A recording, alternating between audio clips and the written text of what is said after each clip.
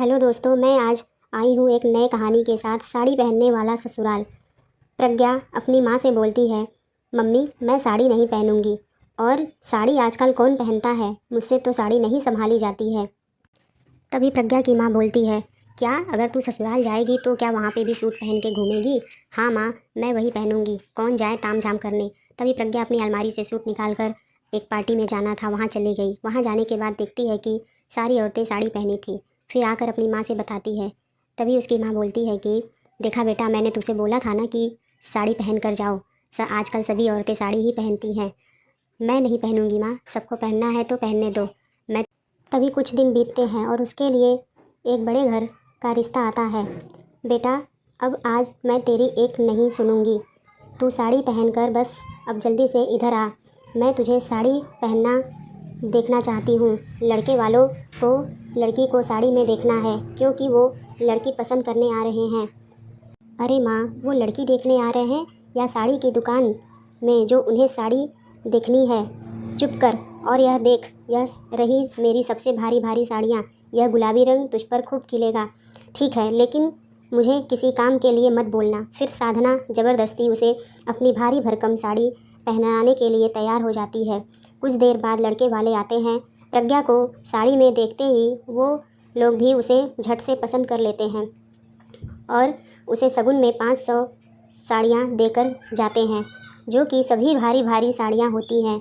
ओ तेरी भैंस गई की आँख, इतनी सारी भारी साड़ियाँ! लगता है मेरे ससुराल वाले मेरा जान निकाल ही डालेंगे, मुझे मार ही डालेंगे। तभी प्रज्ञा की माँ बोलती है, चुप कर, एक तो इतना अच्छा घर परिवार मिला है, देखा नहीं कितनी सुंदर सुंदर साड़ियाँ देकर आई थी सब। ऐसा लग रहा है कि बड़े शोरूम से ली है। तेरी तो निकल पड़ी प्रज्ञा। मुझे कुछ नहीं पता माँ, मैं तो अपने लिए शादी पर सूट ही बनवाऊंगी। मुझे तो वेस्टर्न कपड़ों और सूट में ही परफेक्ट लगता है। इसी तरह शादी की तैयारी शुरू हो जाती है। कुछ दिन बाद शादी वाला दिन भी आ जाता है और प्रज्ञा की विदाई हो जाती है। वह अपने ससुराल चली जाती है, जहाँ अपना भारी भरकम शादी का लहंगा निकाल कर प्रज्ञा अपने नाइट सूट में सोने के लिए तैयार हो जाती है। तभी उसकी सास दूध का गिलास लेकर अपने उसके कमरे में जाती है। अरे बहू, ये क्या बहू, तुम ये क्या पहनी हो? नाइट सूट है मम्मी जी, इसे नाइट सूट बोलते हैं। क्या हुआ मम्मी जी, इसमें कोई दिक्कत? हाँ बेटा, दिक्कत है। तू यहाँ पर ज्वाइंट फैमिली में रहती है। यहाँ तेरे ससुर, जेठ, देवर सब साथ में रहते हैं। कहीं किसी ने तुझे ऐसे देख लिया तो मुझे तो समझ में नहीं आता कि वो लोग क्या कर सकते हैं तुम्हारे साथ। क्या कहा मम्मी जी, साड़ी वो भी रात में? हाँ, क्योंकि हमारे घर का यही रिवाज है कि साड़ी में ही रहना है, यहाँ बस साड़ी पहननी होती है। अब जाओ और इसे बदल कर आओ। प्रज्ञा को यह बड़ा अजीब लगा, लेकिन कहीं उसकी सास पहले दिन की नाराज़ ना हो जाए, इसलिए वह रात को भी साड़ी पहनकर सो जाती है।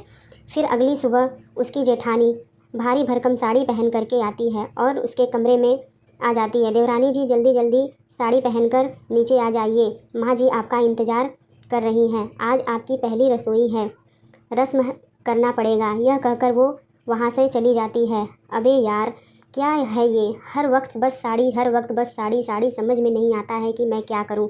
अब फिर प्रज्ञा अपनी कुछ साड़ी हल्की पहन करके नीचे चली जाती है, किसी तरह से प्लेट्स बनाती है। तभी उसकी सास उर्मिला गुस्से में कहती है, छोटी बहू यह क्या मजाक है? तभी प्रज्ञा बोलती है, कौन सा मजाक मम्मी जी, मैंने तो अभी कोई जोक भी नहीं मारा, आपको क्या मजाक लग गया? एक जोक याद आ रहा है, बोलिए तो कहें।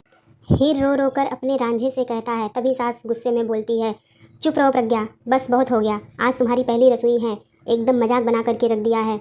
जाओ, ये कैसी साड़ी पहन करके आई हो? जाओ भारी भरकम साड़ी पहन करके आओ। इतनी साड़ी अच्छी अच्छी तुम्हें मैंने शादी में दी थी, ये कैसी साड़ी पहन करके आई हो? तुम्हें समझ में नहीं आता है? सारी गांव की औरतें आएंगी तो क्या कहेंगी? मेरी नाक कटवा दोगी तुम। इससे भारी भारी साड़ियाँ हमारे मोहल्ले में सब्जी बेचने वाली पहनती हैं। तू नई बहू है, एक से बढ़कर एक साड़ियाँ मैंने तुम्हें शादी में दी थी। हमने तुझे अब जाकर कोई भारी साड़ी पहन कर आ। अगर किसी आस पड़ोस वाले ने तुझे ऐसे देख लिया तो हमारी तो नाक ही कट जाएगी। लेकिन माँ जी, अभी तो रसोई ही करनी है, कौन देख रहा है? शाम को जब औरतें मुँह दिखाई में आएंगी तब मैं चेंज कर लूँगी। देवरानी जी, माँ जी को गुस्सा मत दिलाइए, कहा ना कोई भारी सी साड़ी पहन कर आ जाइए। भैंस गई पानी में। प्रज्ञा इस तरह बोली, इस साड़ी ने तो आफत कर रखी है मेरी। अगर मुझे उस इंसान का पता चल जाए न जिसने पहली दफ़ा साड़ी बनाई थी तो बाय गॉड उस मेरे मरे हुए इंसान को मैं ज़िंदा करके फिर से मार दूँ। इतना गुस्सा है उस आदमी के लिए मेरे मन में। अपनी सास के कहने पर वो फिर से साड़ी पहनने चली जाती है और कुछ देर बाद भारी सी साड़ी पहनकर वहाँ आती है, लेकिन इतनी भारी साड़ी की प्लेट्स उससे बन ही नहीं पा रहे थे।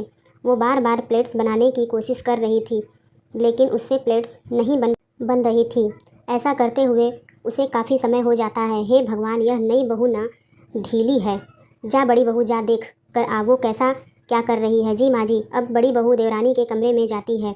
अरे अरे देवरानी जी संभल कर, ये क्या कर रही हैं आप? मुझसे नहीं लगती ये साड़ी की प्लेट्स भाभी। कितनी देर से कोशिश कर रही हूँ लेकिन हो ही नहीं रहा है। अच्छा ठीक है, आप परेशान मत होइए, दीजिए हम लगा दे रहे हैं। जेठानी प्रज्ञा को साड़ी पहना करके प्लेट्स बनाकर उसे नीचे लेकर आती है जहाँ वो पहली रसोई की रस्म करती है। और फिर प्रज्ञा को शादी से पहले जीन्स टॉप सूट यही सब पहनना पसंद था, लेकिन अब साड़ी वाले ससुराल में उसे हर वक्त साड़ी पहननी पड़ती है। प्रज्ञा मन ही मन सोचती है, हे भगवान, मेरा तो इस साड़ी में दम घुट रहा है।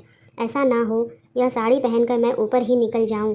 तभी शाम को नई बहू को देखने मोहल्ले की कुछ औरतें आती हैं और प्रज्ञा कोल्ड ड्रिंक लेकर आती है, लेकिन साड़ी में उसका पैर उलझ जाता है और कुछ नीचे फिसल जाती है। हे भगवान, आज तो लगता है साड़ी की सारी हड्डी ही चटक गई। इतना सत्यानाश हो जाए उस साड़ी बनाने वाले का। तभी सास बोलती है, अरे बहू तो ठीक हो ना। यह सभी प्रज्ञा को उठाकर सोफे पर बिठाते हैं, लेकिन उसकी इस हरकत से आस पड़ोस की औरतें गुस्सा हो जाती हैं और कहती हैं, कैसी बहू है यह तुम्हारी? हाँ, इससे साड़ी तो संभाली नहीं जाती, गृहस्थी क्या खाक संभालेगी। वो सब वहाँ से चले जाते हैं। फिर ससुर जी, लेकिन इसके बाद उसके ससुराल वाले उसे खूब बातें सुनाते हैं। बस इसके मायके वालों की ही गलती है, साड़ी पहनना तो सिखाया नहीं इसे। और फिर पहले से साड़ी अगर पहनाते तो आज ये दिन हमें नहीं देखना पड़ता और हम मोहल्ले में मेरी नाक नहीं कटती, हमें शर्मिंदा ना होना पड़ता। अपने घर वालों के लिए यह सब सुनकर उसे बड़ा बुरा लगता है। ऐसे ही कुछ दिन बीतते जाते हैं। प्रज्ञा दिन रात साड़ी में रहकर परेशान हो जाती है और फिर ऐसा एक एक रोज़ उनके यहाँ एक दिन पूजा था और नियम से के अनुसार घर में सभी ने साड़ी पहनी थी। प्रज्ञा भी मंदिर के पास रंगोली बना रही थी। तभी अचानक से दिए की आग उसकी साड़ी में लग जाती है। पल्लू जलने लगता है। आग की लपट बहुत तेज़ी से बढ़ती है और प्रज्ञा चिल्लाती है, बचाओ बचाओ। तभी उसका पति वहाँ आता है और वो यह देख लेता है। वो जल्दी से पानी से आग बुझाता है। तभी घर के सभी बाकी लोग वहाँ पर आ जाते हैं। तुम ठीक हो ना प्रज्ञा? हाँ हाँ मैं ठीक हूँ, मुझे कोई दिक्कत नहीं है। बस संभाल कर काम करना चाहिए ना बेटा। हाँ, जैसे तुझे तो शौक़ चढ़ा है जलने का मरने का। शाम के समय रसोई में प्रज्ञा अपनी जेठानी से शादी से पहले क्या लाइफ थी, एकदम स्वर्ग जैसी, और अब नर्क जैसी हो गई है, एकदम बेकार। बस हर वक्त ये साड़ी पहनकर घूमते रहो। ना तो ठीक से सांस ले पाती हूँ और ना ही ठीक से काम कर पाती हूँ। इन मर्दों की लाइफ ही अच्छी है, चाहे टी शर्ट पैंट में पहने घूमे या कच्चे बनियान में, कोई कुछ नहीं बोलता। बस हम औरतों को ही साड़ी के बंधन में बांध कर रहना पड़ता है। सच कहूँ तो मैं भी यह साड़ी पहनकर बोर हो गई हूँ प्रज्ञा। जेठानी बोलती है, मेरा भी मन करता है मैं भी कुछ मॉडर्न कपड़े पहनूं, लेकिन नहीं पहन सकती। यहाँ तो जब तक भारी साड़ी ना पहनो तो इनकी शान घटती है। हाय, इसका मतलब आपका भी दिल दिमाग भी वही कहता है।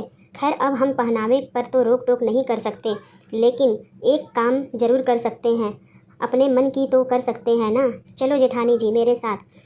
अब दोनों की दोनों अपने कमरे में जाती हैं और वहाँ पर म्यूजिक चला करके डांस करती हैं। तभी उसके ससुर और जेठ वहाँ आ जाते हैं। क्या हो रहा है यह सब? तुम लोगों को शर्म आया है कि नहीं? दोनों बहुएं चुप कर रह जाती हैं। कुछ देर बाद उनकी सास वहाँ आती है। बहुओं, मुझे माफ़ कर दो बेटा, मुझसे बहुत बड़ी गलती हो गई, यह सब मेरे कारण ही होगा। मैं भी एकदम से गजब हूँ, तुम लोगों को फोर्स करती रही साड़ी पहनने के लिए। इस घर के आदमियों ने हमेशा यही चाहा कि हम औरतें बस साड़ी में लिपटी रहें, इसीलिए मेरा भी दिमाग यही हो गया। सच कहूँ तो शादी से पहले मैं भी जीन्स टॉप पहनती थी, लेकिन यहाँ आकर मेरे सारे अरमानों पर पानी फिर गया। मैं क्या करूँ बहू, मुझे समझ में नहीं आता। अब तुम दोनों को देखकर ऐसा लग रहा है जैसे मैं अपनी जवानी के दिन तुम दोनों में देख रही हूँ। ओह तिलकी, यह तो अपनी कैटेगरी की निकली। प्रज्ञा बोलती है, माँ जी मुझे लगता है अब हमें इन मर्दों को सबक सिखाना ही पड़ेगा, जिससे इन सबकी अकल ठिकाने आ जाएगी। प्रज्ञा अब एक प्लान बनाती हूँ और अपनी सास और जेठानी को भी बताती है। अगले दिन से, अरे कौशल्या यहाँ कहाँ हो, यहाँ आओ, मेरे कुर्ते नहीं मिल रहे हैं, पैजामा कहाँ है? अलमारी में बस शर्ट ही दिखाई दे रहा है, जल्दी से मेरा कुर्ता और पैजामा। वो सब खराब हो गया था तो मैंने हटा दिया। तभी प्रज्ञा के पति मोहित, मेरी टी शर्ट लोअर नहीं दिखाई दे रही है प्रज्ञा, कहाँ है? घर में बड़ा सा चूहा घुस गया था, वह कुतर डाला। प्रज्ञा बोलती है, इसलिए हमने फेंक दिए। अब बाजार जाना पड़ेगा नया लेने। तभी उसके ससुर बोलते हैं, अरे आधा घंटा से मैं परेशान हो रहा हूँ इन कपड़ों में, मुझे दिक्कत हो रही है। तभी उसकी सास बोलती है, सब नहीं पहन सकता, मैं भी अपने लिए बाज़ार से शॉपिंग करूँगी और मैं भी अपने लिए कुछ अलग पहनूँगी। आप लोगों को बस 3 घंटे में ही परेशानी हो गई और हम लोग दिन भर औरतें साड़ी पहन के घूमते हैं, तो आप लोग को समझ में नहीं आता है। हमें 24 घंटे इसी साड़ी में रहना पड़ता है। हमें भी अपने कपड़े पहनने का हक है। और अब उन लोगों को अपनी गलती का एहसास होता है और फिर सास बहू सब अपने अपने मनपसंद के कपड़े पहनते हैं और ससुर भी बोलते हैं कि हाँ मुझे माफ़ कर दो, तुम लोगों के साथ मैं शुरू से अत्याचार करता गया, क्योंकि इस गांव में वही माहौल था, तो मैं सोचता था कि मेरे घर की बदनामी ना हो। सभी बहुएं साड़ी छोड़कर अपने अपने कपड़े पहनने लगी और सास भी खुश